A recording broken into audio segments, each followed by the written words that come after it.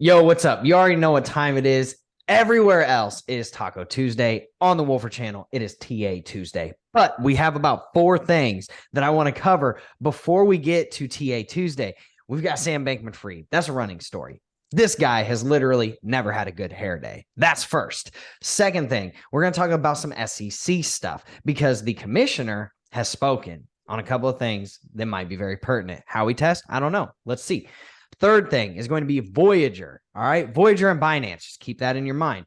And the fourth thing is going to be something that you'll see here in just a second. And spoiler for everybody that's watching, we have taken the nastiest, dirtiest, pure filth of trades yesterday on Ethereum. So stay tuned to watch for that. And we will actually post the profits. I think the profits are already posted inside of the Discord. And we are going to talk that trade. And we're going to talk about how the TA levels that we were talking about last week, where John was laying everything out and kind of telling you his sentiments, have actually played out almost exactly how John was talking about. So with that being said, you already know what time it is. If you're here, make sure you smash that like button. Make sure you hit subscribe. Boom! Bang on the notification bell. Comment whatever you want in the relevant sections. Let us know if you're hitting good trades in this turbulent market. We appreciate it. And if you're not already in the Wolf of Finance Discord, go get in there. Now, I'm going to go ahead and start sharing my screen because there's some crazy stuff going on. I'm going to try to keep this to under a 15-minute video. That way it is digestible for everybody. So we are going to go true Chicago style, true Drew style, and we're going to rip through this. All right, give me 1 second. I'm going to go ahead and share the screen. Bam, bam. Oh, here's the first thing. The guy with great hair. All right. And no, I'm not talking about me. I'm talking about Sam Bankman Fried. All right. This guy is literally getting extradited to the United States. You know that the Bahamian prisons are bad if he wants to get extradited to the United States. Okay. Even his lawyer, if you go down here, it says disgraced crypto mogul SBF said today in Bahamian court that he no longer intends to fight extradition to the United States and previously just being against that move, right? However, the plan surprised his lawyer. Yeah, I'm sure it did because he doesn't want his client to go and face charges in a place that's actually going to Jordan Belfort him and put him in prison for 10, 20 years. His sentence is like 130 years potentially, right?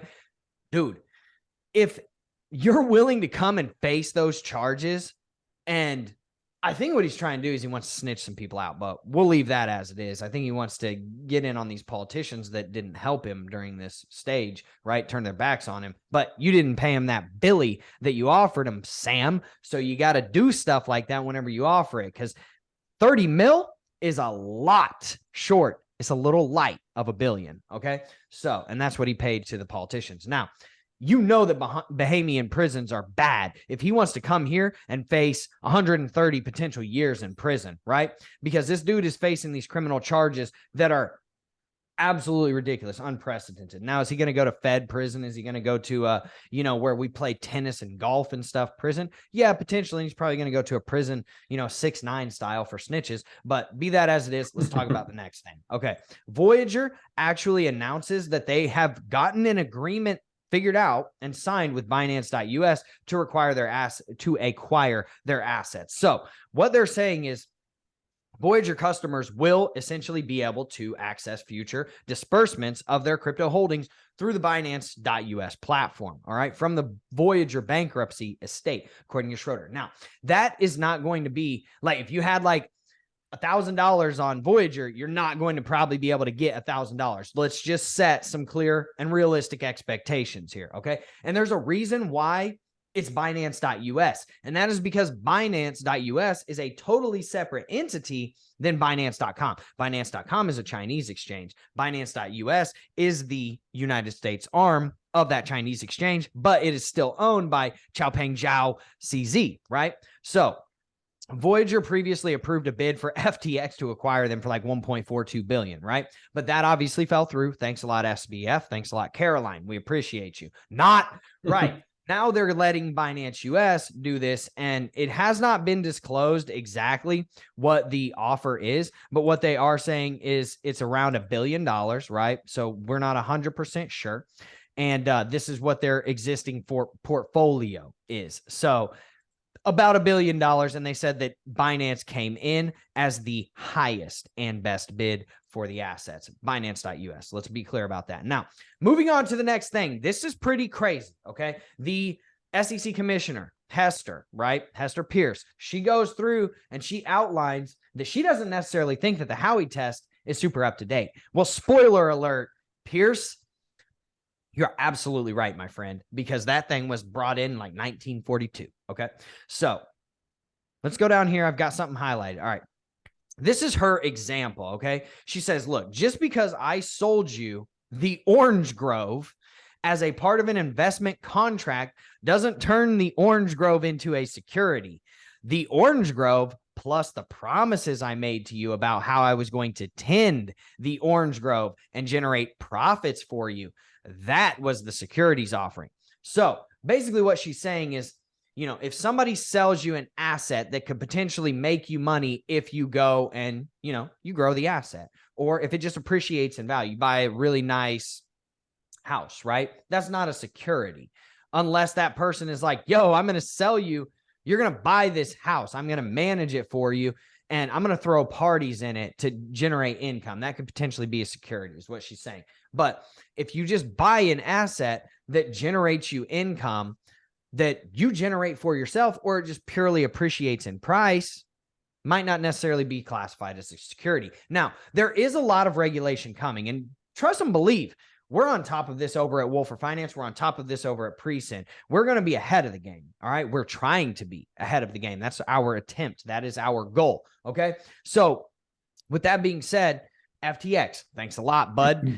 All Voyager, thanks a lot, guys. And then this next one that we're talking about is just showing the self-perpetuation of the cycle, right? And you can probably see it up in the top right corner where it says Bitcoin giant DCG has locked, blah, blah. Well, this is why we have to be on top of our regulatory frameworks, right? And why we're talking to SEC compliance lawyers and cryptocurrency accounting and tax lawyers and stuff like that in the background. And we're having to spend money on that, right? Which, I mean, obviously we're gonna have to spend money on that either way, but just know that if companies are having to do this, and with what's coming with FedCoin potentially, go watch my FedCoin series. If you don't believe me, go watch my USDT series. If you don't believe me, it's like 6 videos. It's not that big of a deal. You can probably binge it in an hour, right? Now, on DrewTube, not Net DrewFlix or whatever I said last time, DrewTube. Get it trending, hashtag get it trending, right? Hashtag DrewTube. Let's go. Now, go watch those series if you don't believe me, but what I'm saying is that regulation is coming 110%. So be ready for that as a consumer, not just as project leads, project investors, blah, blah, right? Now, Bitcoin giant DCG has locked nearly $300 million in crypto amid liquidity issues, says the Dutch exchange, okay? Now, what is DCG? You probably never heard of it. It is Dutch crypto exchange Bitvavo says that Digital Currency Group, which is DCG, is withholding hundreds of millions of dollars from the exchange due to liquidity issues. Now, DCG is actually an off-chain like staking platform or whatever. So as you can see in a recent company statement, Bitvavo says that DCG, which provides off-chain staking services to Bitvavo, right, is suspending repayments until the liquidity crisis it's facing is resolved. Now, Bitvavo is a pretty large exchange. They have like, it was like a couple of, or it's like 1 point some billion in assets. Yeah, 1.6 billion in euro worth of assets, right? So they're not a small exchange, all right? They're not Binance with almost 10 billion, but they're not small. So they're saying that this liquidity crisis with DCG does not affect them. But okay, why is there a liquidity crisis if you're just staking? If you're just providing staking service, DCG, what's going on there? So the more stuff like this trends, the more, dude, the more the regulation is 100% coming. That goes for the United States. That goes for the European nations, the EU. Okay, that's coming to you too. It's coming to a house near you. Okay, so just keep that in mind whenever you're looking at stuff like this, because if you want to know where the best place to put your money is right now, it's nowhere. It's not on exchanges. I can promise you that. It's definitely not in these like crypto projects and the staking platforms and stuff like that. Like, dude, everybody's getting wrecked. Everybody's trying to come out with a crypto project right now. They're all flopping. Mark my words. Go check them out. Go look at all of them. They're all flopping, minus Drip that came out with whatever it was called, Animal Farm. Who cares, right? We don't care. The best place to probably have your money right now is in stable coins. And if you are proficient enough and you know how to read charts, which we're trying to help teach you on how to do that, we're not proponents of you jumping in if you're not ready. Make sure you're ready. Otherwise, stay in stables. I've been in stables since like 38K. Since we broke 38K, I've been majority in stables. Okay. So just be that as it is. Take care of your portfolios and hedge them with something good. Gold and silver. I have gold and silver. I bought gold and silver. Let's just be real. Now, we're going to let John get into what is going on in the market. We're going to show you the trade. We're going to talk about like what his sentiments were last week and how that's played out. So I'm just going to relinquish rights and the floor over to John, and he's going to go over and show you everything that is pertinent right now. Absolutely, man. All right, let's get into this. Okay, let's move this little guy up. Okay, let's go over the ETH trade because it was absolutely epic. It was basically a textbook trade from beginning to end. And I'll show you how we got into this one. So it actually dipped into one of my trade zones. And the reason I have this zone here as a bullish zone is because this is the Fibonacci golden pocket from this low to this high. We also have a value area low coming in on the more of a local value area. So I knew that we, at this point, coming down, we were either going to get to this and have a reaction here, or I wanted to get it into this golden pocket. But even more importantly is I knew this was going, if we were coming down here, is going to be a very, very fast wick down as a swing failure pattern from this low right here, which is Monday's low. So we absolutely took that low out, even this wick right here, and we popped up, and I was able to get in at 11:57. So right on this wick. It was a very, very fast wick. I was trying to get in like at the dead bottom. But of course, these move very, very quickly, and you have a very limited time to get into these. And after we got in, of course, we are in profits very quickly. These are great trades to get into because once you hit your take profit one, you can move your stop loss right around here, and you're pretty much golden on the rest of the trade, and you watch it. And of course, we came back into the very value area, which usually if we come back after a fake out like this, we usually have an 80% chance of going back up to the top. So, but now we've kind of busted through this area and we have back tested the value area high. So it looks like to me, we are trying to get a little breakout, but another great confluence using market cipher waves down here, as well as a stochastic RSI. You have price action coming down on the 4 hour. So this is telling us that the oscillator has an imbalance with the price action and that we have a bullish divergence. And on a 4 hour, that's a strong divergence. So that right there is telling you this is not going to be just a quick scalp trade. This is going to be something you want to hold on to. And now we have found resistance right here at 382. But it looks like we might get another push up. I do have some other zones up here. I was hoping that we are coming back into, let's move this out of the way. So we have this macro value area here. So what would be nice to look for as we retest this, get a bullish retest, and possibly come up to this point of control, which I have a very high confluence zone right here with another golden pocket, as well as a weekly point of control. So this is going to be the next area I'm going to look to short if we get past this zone. But we need to get past this zone and getting to these single prints to get a nice flight up. But yeah, right here, even to take out this high could also be a possibility. But again, playing this level by level as usual. So that was a really, really, really great trade. And again, it's posted on the Wolfer channel now. Yeah, and what was the percentage on that again, John? It was with the leverage, it was, I think the top take profit was 442% ROI. It was insane. That was a great trade, man. Great trade. Absolutely insane numbers, man.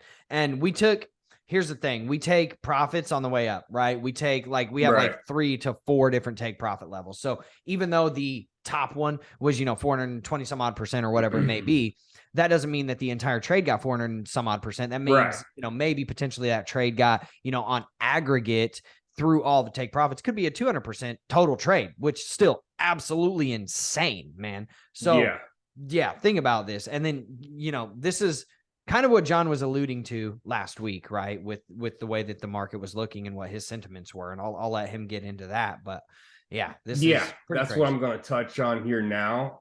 Something I was also looking at last week, in which we kind of went over. Let me get a little bit clearer picture here. So we have a trend line from the all-time high, from the 69 zone, right? And you can see that we hit this thing 3 times with 3 taps. And we finally bust through it. And of course, this is something we've been looking at. And here we have the retest. Let's go down to, the daily. And so as we busted through it, from this value area high, we had a big dump down and we retested this trend line. And ever since, we've been going sideways, right? But that was kind of my sentiment for the past few weeks here, is that since we retested this and we didn't fall back through, we're hanging on, basically. But we did see some bullish dips here as we are coming down, even from this direction here. So we had some indications that, okay, there was going to be some kind of slight relief here. What was that going to entail? Well, we play it level by level and see what kind of pump we can get from this. But we had some very high time frame bullish divergences here. So this, we might, again, like I mentioned before, overall sentiment is still bearish, definitely. But short-term bullishness is here. So it's just another way to ride the waves of volatility here as we're going down. Make the most of our opportunities, as always. But as you see here, price action, and we are on a weekly. So very strong bullish div action that we're getting here in these 2 oscillators. So we have a good strength of bullishness. How long will it last?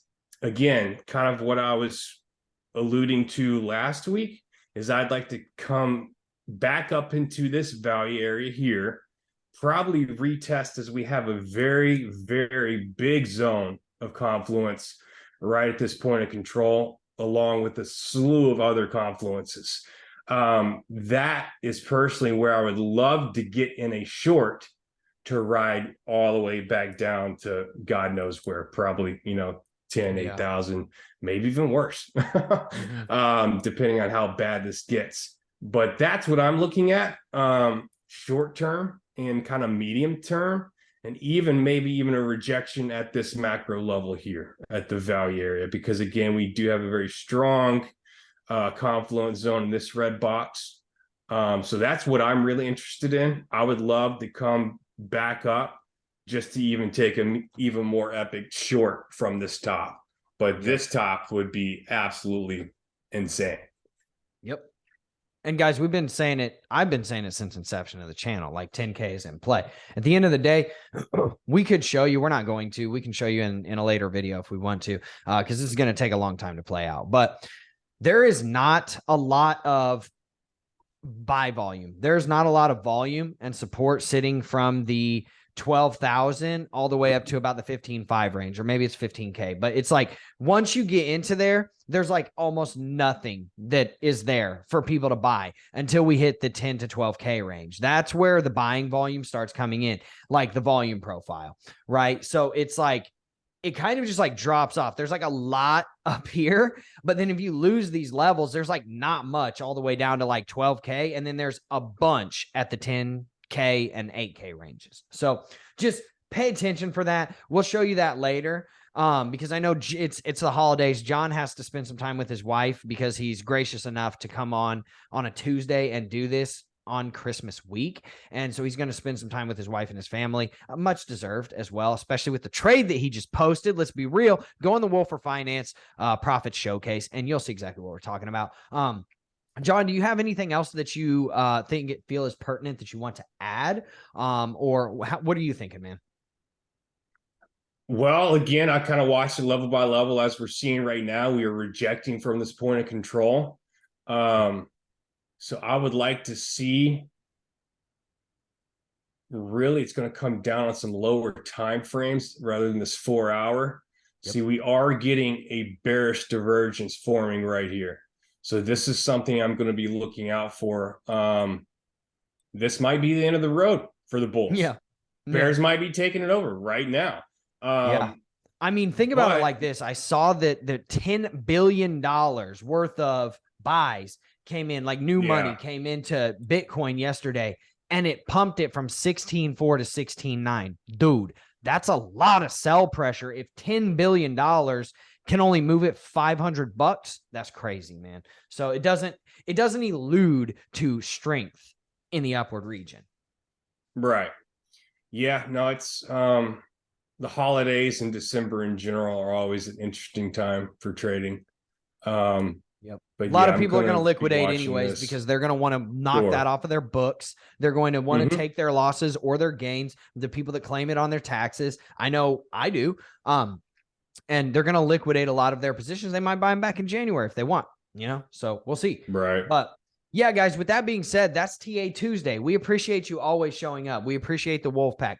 We appreciate everybody just being here and absolutely just being the legends that you are and coming in and participating, right? So at the end of the day, make sure that you smash that like button before you leave. Make sure that you hit subscribe. Boom! Bang on the notification bell. Comment whatever you want in the relevant sections.